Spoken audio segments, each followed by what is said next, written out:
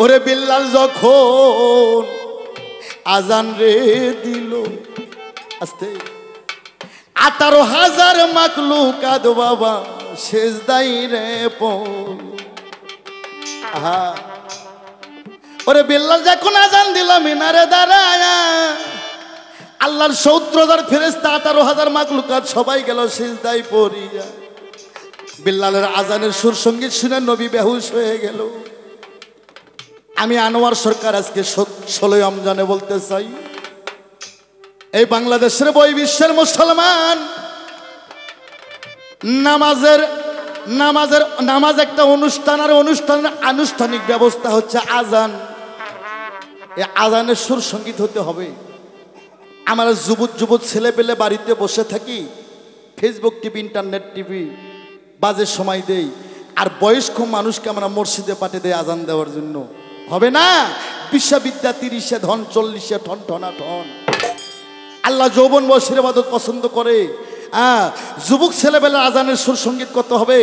আজানের সুরে যদি মুক্তাদির হৃদয় না গলে ওই আজানের নামাজ হবে, কিন্তু নামাজটা আল্লাহর কাছে মজবুত হবে না, হালকা হয়ে যাবে। আরে রুম শহরের এক বাদশা ছিল, নাম ছিল তার হাবশী রাজা। এই হাবশী রাজার একজন গোলাম ছিল, নাম ছিল তার আব্দুল্লাহ, আর এক নাম ছিল তার বিলকিস। কিন্তু আব্দুল্লাহ বলে উনি হাবশী শহরে পরিচিত। হাবশী রাজার গোলাম, হাবশী রাজা ছিল ইহুদি, মূর্তি পূজা করে। তাই আব্দুল্লাহ উনি মনে মনে নবীর কলেমাকে বিশ্বাস করে নবীর কলেমার প্রতি উনি একিন এবং বিশ্বাস এনেছে। তাই আমি আনোয়ার সরকার বলতে চাই, কারো জীবনে যদি হাজার বার যদি নবীর কলেমা জপে, যদি কলেমার প্রতি বিশ্বাস না থাকে, এই কলেমা কাল হাসরে তার কোনো কাজে লাগবে না। এই কালেমায় তার হাতে হ্যান্ডকাপ লাগায়া খেলতে খেলতে জাহান্নাম পর্যন্ত পৌঁছে নিয়ে যাবে।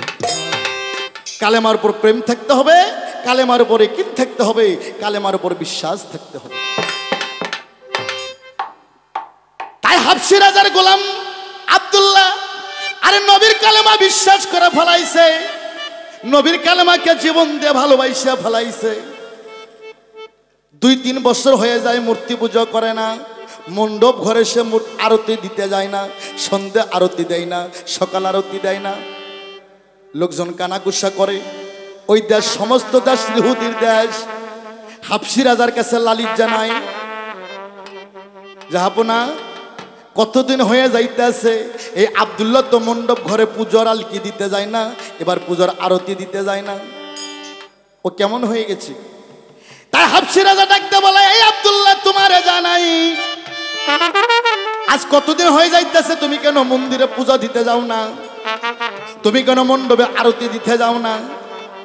ওরে তখন আব্দুল্লাহ মুখ খুলে বলতেছে, জাহাপনা ধরি আপনার পাই, আজকে আমি সত্য কথা বলবো, আমার জীবন যদি থাকে তাও ভালো, আর না যদি থাকে তাও ভালো। হাবশী রাজা কয়, আব্দুল্লাহ কি সত্য কথা বলবা? কয়, জাহাপনা আমি ওয়াদা করেছি আজকে 3টি বছর ধরে আমার জীবনকে আমি শহীদ করে দেব, জীবনকে বিসর্জন দিয়ে দেব। আমি হিন্দুর বীজের জন্ম ঠিক আছে, কিন্তু আমি যে নবীর কলেমাও একবার মুখে পড়েছি আমি জীবন দিয়ে দিব গো, এই কলেমা ছাড়তে পারবো না, আর জীবন থাকতে ওই মণ্ডপ ঘরে আমি আর পুজো করতে যাব না। যাবো না, আমি জীবন দিয়ে দেব, তার নবীর কলেমা ছাড়তে পারবো না, আর আমার জীবন থেকে মণ্ডপ ঘরে আমি আর পুজোর আরতি করতে যাব না। আর হাবশী রাজার পায়ে রক্ত মাথায় গেল রে উঠিয়া। এই আব্দুল্লাহ তুমি কি বলতে চাও? তুমি আর একটু ভালো করে বলো, তুমি কি খবর আমারে শোনাইলা? কয়, না জাহাপনা আমি যদি জীবন দিতে পারি তাও আমি দিব, তাও আমি কলেমা ভুলবো না, আর আমার শরীরে 1 বিন্দু রক্ত থাকতে আমি আব্দুল্লাহ বিন ওই মন্দিরে আর পুজো দিতে যাব না। আমি হিন্দুর বীজের জন্ম, তাতে কি হয়েছে?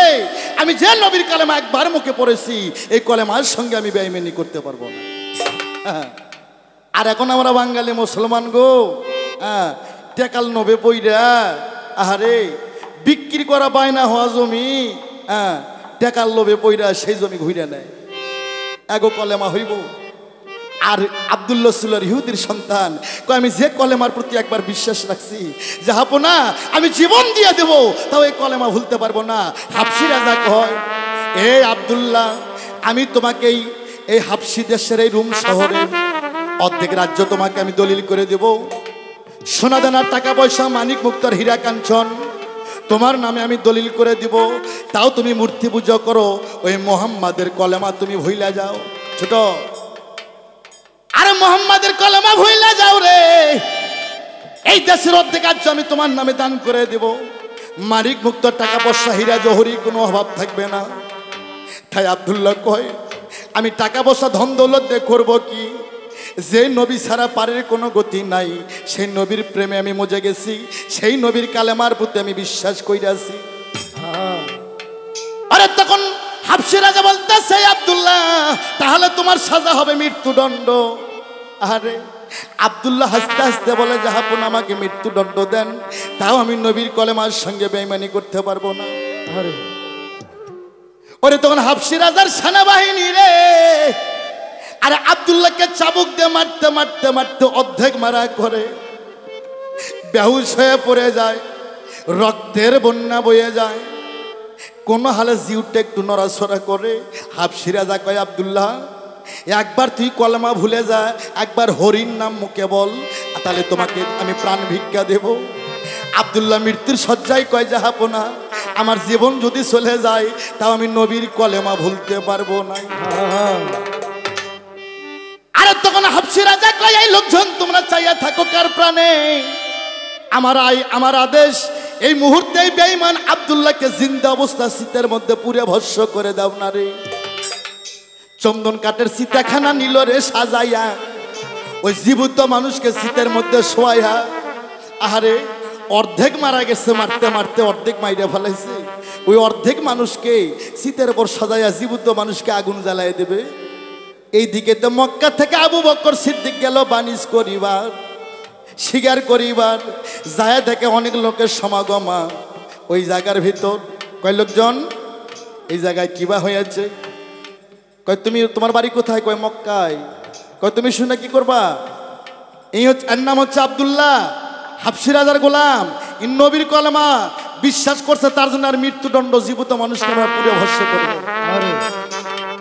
ওরে আবু বকর সিদ্দিক তখন দুই চোখের পানি দিল সারিয়া, ওরে দুই চোখের পানি ছেড়ে দিয়ে বলতেছে, এই লোকজন রে শুধু মানুষটা নবীর কলেমায় পড়ছে, তার জন্য তার সাজা মৃত্যুদণ্ড। বলে হ্যাঁ, আর সাজা মৃত্যুদণ্ড বলে, কি মৃত্যুদণ্ড না দিয়ে তোমরা এই মানুষটাকে বিক্রি করে দাও, অনেক টাকা পয়সা পাবে।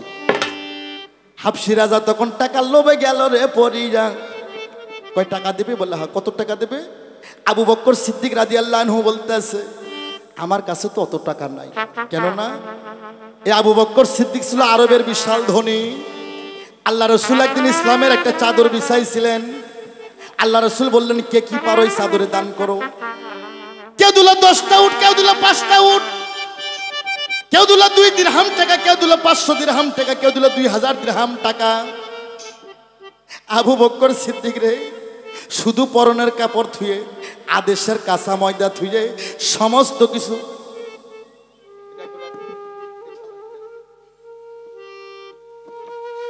কিছু বিতরণ করে দিল। এবার আবু বকর সিদ্দিক পরনের কাপড়টা থুয়ে আর আদেশের কাঁচা ময়দা থুয়ে সমস্ত কিছু আল্লাহর রাস্তে ইসলামের চাদরে দান করে দিল। এই জন্য আমার আল্লাহ নিজে ঋণী আছে আবু বকর সিদ্দিক রাদিয়াল্লাহু আনহুর কাছে। এই ভাইরা, মিডিয়ারা, মঈনুদ্দিন ভাই দরিদ্র মিডিয়া সুন্দর করে ছাইরা দেবেন। আমার আল্লাহ সৃষ্টিকর্তা নিজে আবু বকর সিদ্দিকের কাছে ঋণী আছে। কাল হাসরের ময়দানে আল্লাহ আবু বকর সিদ্দিকের ঋণ একটা জান্নাত দিয়ে শোধ করে আল্লাহ নিজে ঋণ থেকে মুক্ত হয়ে যায়। ওরে আবু বকর সিদ্দিক দুই চোখের পানি দিল সারিয়া। আরে কি কত টাকা দেবো? এত টাকা তো আমার কাছে কিছুই ছিল না। আমার কাছে 19 তোলা উপর আঙ্গুর আছে। উপর আঙ্গুর ছিলেন না, যে উপর আংটি, যেমন অনেক বাউলেরা, সাধু সন্ন্যাসীরা, এবার অনেক শিল্পীরা, অনেক সাধু সন্ন্যাসী, পীর মশাকেরা তারা পাথর ব্যবহার করে, রূপা দিয়ে পাথর বান্ধে নেয়। আবু বকর সিদ্দিকের কাছে 19 তোলা উপর আঙ্গুর ছিল। আরে তখন আবু বকর সিদ্দিক বলতেছে, বাবা রে, আমার কাছে এত টাকা পয়সা নাই, শুধু উপর আঙ্গুরটা আছে। এই আঙ্গুরটা যদি নাও, নিয়ে যদি তোমার আব্দুল্লাহকে আমার কাছে দাও, আমি বড় খুশি হব। হাবশী রাজা কয়, দিয়ে দাও দিয়ে দাও, টাকা বড় কথা নয়, আমাদের দেশ থেকে শত্রু বিদায় হয়ে যাক। ওরে তখন আবু বকর সিদ্দিক 19 তোলা উপর আঙ্গুর দিয়ে এবার আব্দুল্লাহকে নিল রে কিনিয়া। আব্দুল্লাহকে অসুস্থ মানুষ, মৃত্যুর শয্যা মানুষ, অর্ধেক মারা গেছে। ওই অসুস্থ মানুষকে নিয়ে আবু বকর সিদ্দিক উনি ফিরে আসলেন সোনার মদিনা। ওরে মদিনাতে যাই আমার নবীজির কাছে সালামও পৌঁছাইল। আসসালামু আলাইকা ইয়া রাসূলুল্লাহ, আসসালামু আলাইকা ইয়া হাবিবাল্লাহ।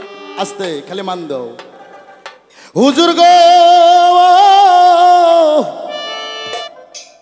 হুজুর আজকে আপনার কালেমা যারাই পড়ছে তাদের এরকম কষ্ট হয়ে গেছে।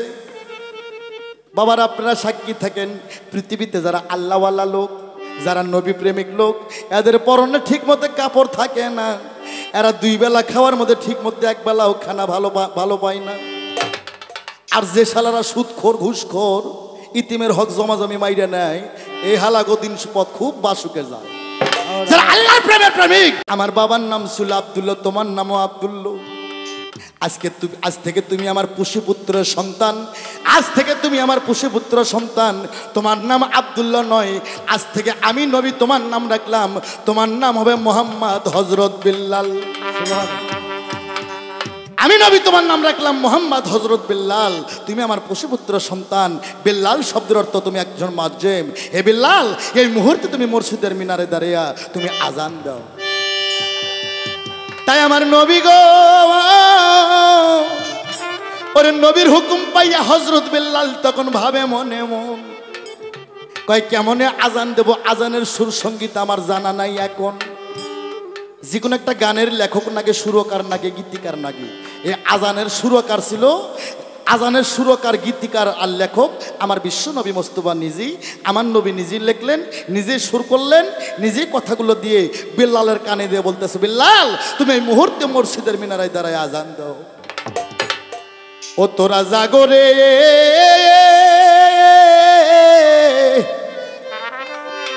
ওরে মুমিন মুসলমান, ওরে দিল মসজিদে ফুকাইল বাবা বিল্লালে রাজা।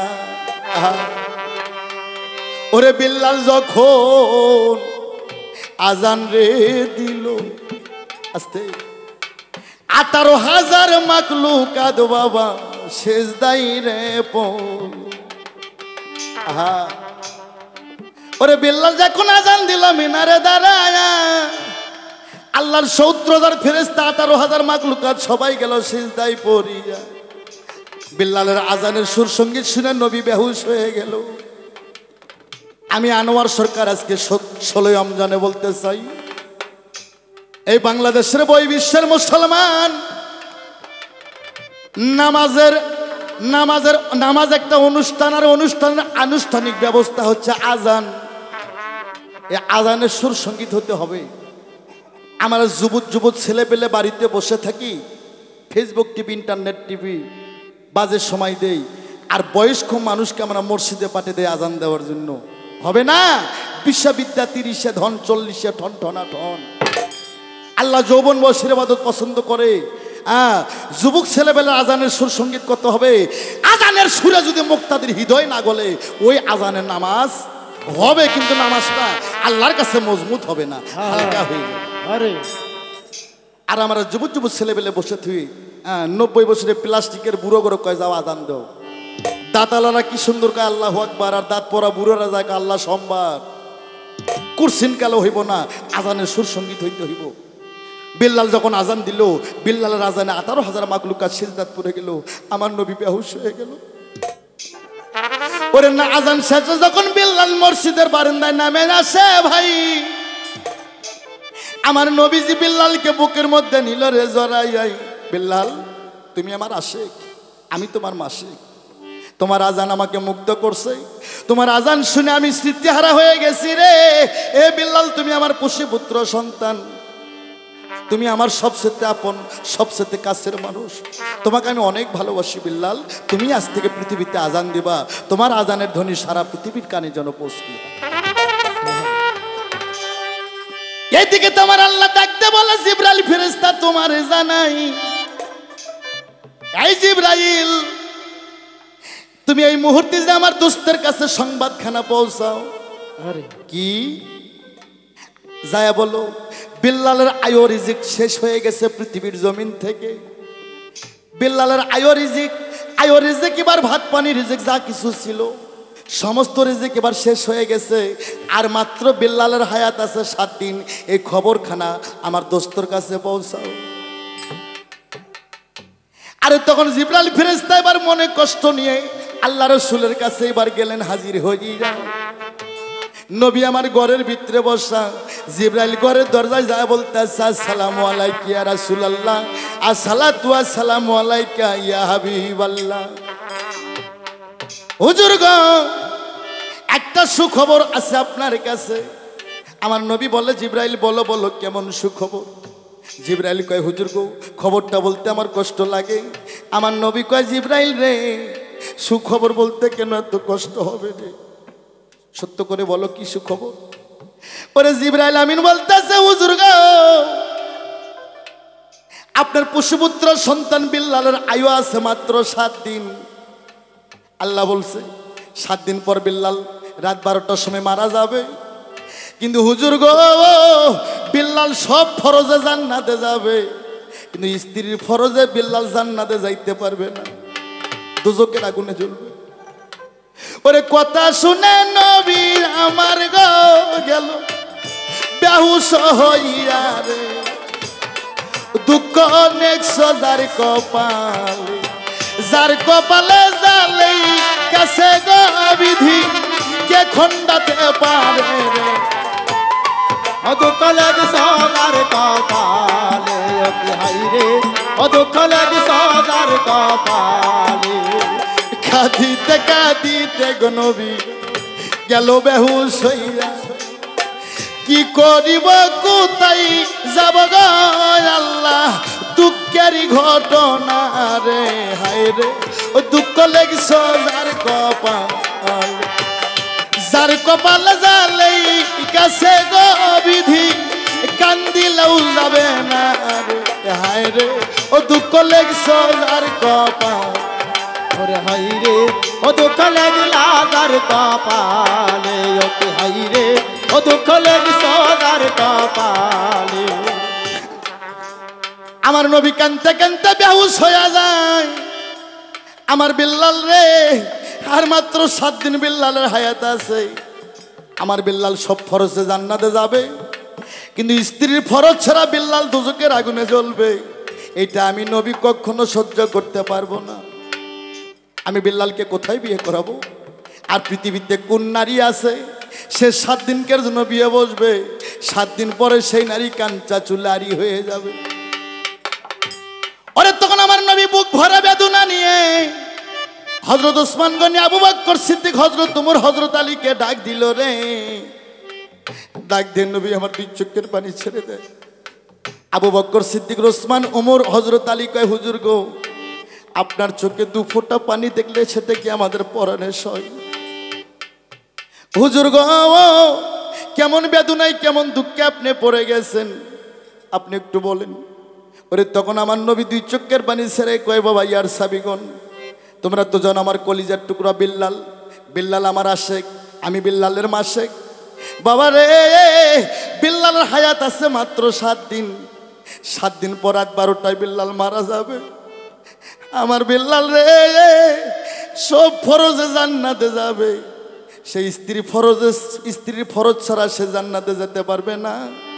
আমার বিল্লাল দোজখের আগুনে দাউ দাউ করে জ্বলবে। বাবা আমি বিল্লালকে কোথায় বিয়ে করাইব? ওরে তখন আবু বকর সিদ্দিক কয়, হুজুর গো এই বিয়ের ঘটকালির দায়িত্ব আমারে দিয়েন না। মক্কা মদিনায় কার বাপের বেটি বেশি হয়ে গেছে, কার বাবার মেয়ে বেশি হয়ে গেছে, 7 দিনের জন্য কালসা চুল্লারি করবে, এই বিয়ের ঘটকালে আমি করতে পারবো না। আবু বকর সিদ্দিক সরে গেল, উমর সরে গেল, ওসমান গনু সরে গেল। হযরত আলী মাওলা মুশকিল কুশা। আলী কয় ইয়া রাসূলুল্লাহ, আপনি একবার আমাকে অর্ডার দেন, আমি বিল্লালের বিয়ে আমি সংগ্রহ করে নিয়ে আসবো। আল্লাহ সারা পৃথিবী বানাইছে একসার শক্তি দিয়ে, আর আমি আল্লাহ, আমি মাওলা আলী, আমি হযরত আলী আমাকে দিয়েছে শশার শক্তি রে। আমার ঘরের দরজা দিয়ে সুন্দর সুন্দর আরবের নারীরা যায়, আমি যদি জোর করে নারীকে ধরে নিয়ে আসি, মক্কা মদিনায় কার বাবার শক্তি আছে আমার হাত থেকে সে নারীকে ছুটে নিয়ে যাবে? আমার নবী কয় না বাবা, জোর করে মেয়ে নিয়ে আসে বিবাহ করণ যাবে না, তুমি সমস্ত কথা খুলে খালে বলবা, যদি কেউ দয়া করে আমার বিল্লালকে মেয়ে দেয় তাহলেই বিয়েটা হবে, তাছাড়া জোর করে কারো মেয়ে আনা যাবে না।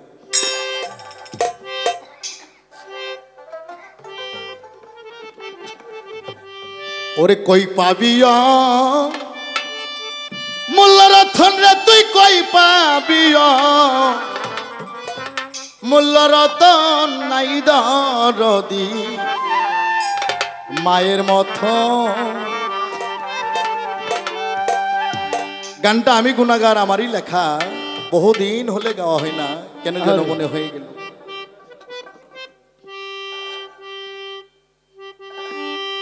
ওরে কই পাবিয়া মূল্য রতন রে, কই পাবিয়া মূল্য রতন নাই দরদি মায়ের মতো। ওরে আমার নাই দরদি মায়ের মতো। ওরে কই পাপিয়া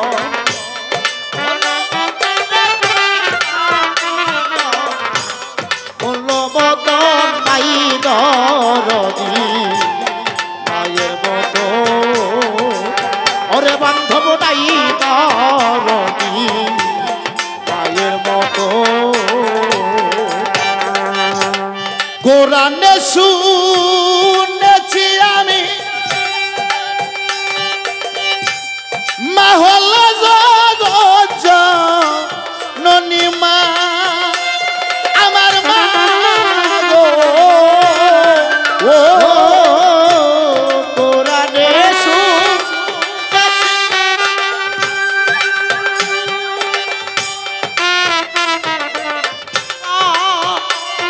আরে মা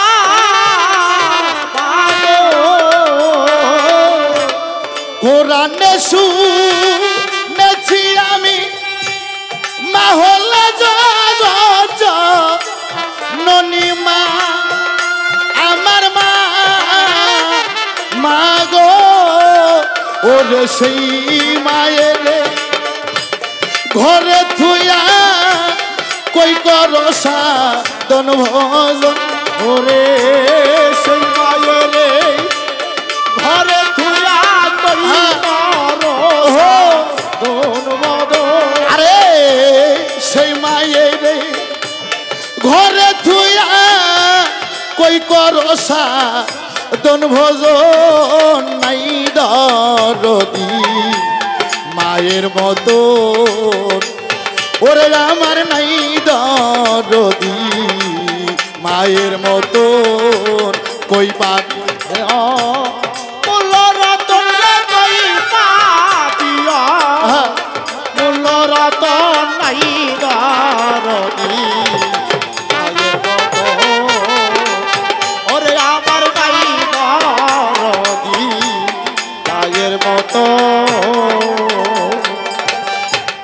মায়ের মনে কষ্ট দিয়ে কেউ যদি চাই হস করিতে মা, আমার মা মা গো। মায়ের মনে কষ্ট দিলে কেউ যদি তাই হস্ত নিতে মা।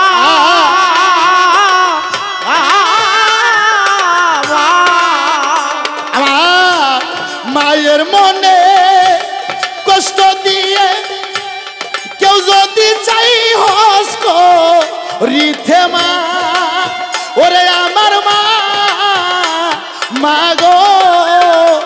আরে হজ্জা কাতার নামাজ রোজা সব যাবে তোর বেকার।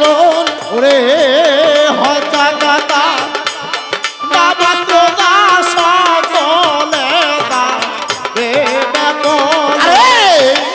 হজ জাকাত নামাজ রোজা সব যাবে তোর, বেকার নাই দরদি মায়ের মতন, ওরে আমার নাই দরদি মায়ের মতো।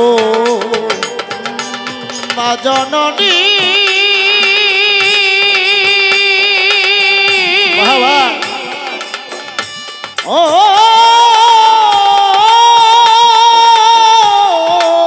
আহা জননী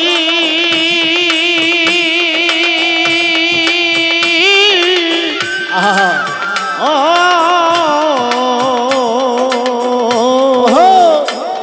মা জননী ওরে নাই দরদি মায়ের মতো ওরে কই পাবিয়া বলল রতন রে কই পাবিয়া বলল রতন নাই দরদি মায়ের মতো ওরে বান্ধব নাই দরদি মায়ের মতো। আনোয়ার সরকারে বলে মায়ের মনে দুঃখ দিলাম আমার মা মাগো। আনোয়ার সরকারে বলে মায়ের মনে দুঃখ দিলে মা